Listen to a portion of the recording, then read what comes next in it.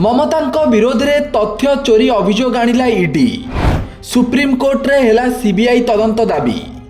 Paschim Banga DGP और Kolkata police commissioner को निलंबन करने को दाबी। ईडी अभियोग को खंडन कले ममता वकिल। Trinamool Congress political consultancy agency IUPAC निर्देशक प्रतीक जैन ऑफिस रे ईडी रेड परठू आरंभ होइतिबा विवाद थमिबार ना नेउनी। पश्चिमबंग पुलिस सह मिसी ममता बनर्जी साक्ष्य प्रमाण चोरी करितिबा अभियोग करिछि ईडी।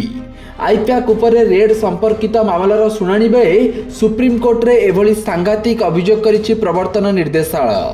शुणाणी बेले ईडी कहिछि रेड बेले ममता निजे घटनास्थल रे पहुंची जांच अधिकारी मोबाइल लैपटॉप और गुरुत्वपूर्ण दस्तावेज को जोर जबरदस्ती छड़ाई नहीं।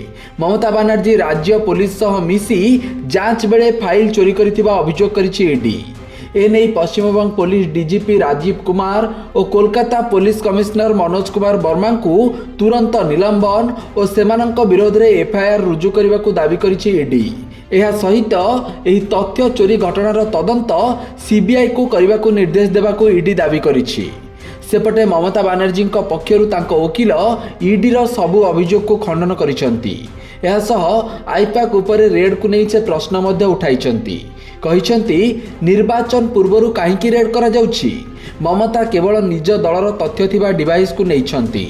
टीएमसी रो निर्वाचन संपर्कित सीक्रेट दस्तावेज ईडी नेबा को उद्यम करिथिला बोली पालटा अभियोग करिसेंती ममतांको वकिल। ईडी अधिकारींकर कौनसी इलेक्ट्रोनिक्स डिवाइस कि दस्तावेज ममता नहीं नाहंती बोली तांको वकिल कहिसेंती। तेबे मामलार शुणाणी समय सुप्रीमकोर्ट कहिसेंती ए मामलारे आमे नोटिस जारी करूछु। यह एक गंभीर मामला, यार विस्तृत शुणाणी कराजिबो। सेपटे पूर्वर कोलकाता हाईकोर्ट रे मामलार शुणाणी बेले टीएमसी समर्थक करिथिबा हंगामा को सुप्रीमकोर्ट निंदा करिसेंती। कोलकाता हाईकोर्ट को मामलार संपूर्ण शुणाणी करने को दिया न जिबा दुखद घटना बोली सर्वोच्च अदालत कहिसेंती। फल सुप्रीमकोर्ट आज ममता को बड़ झटका लगी। Bureau report Satyapath news.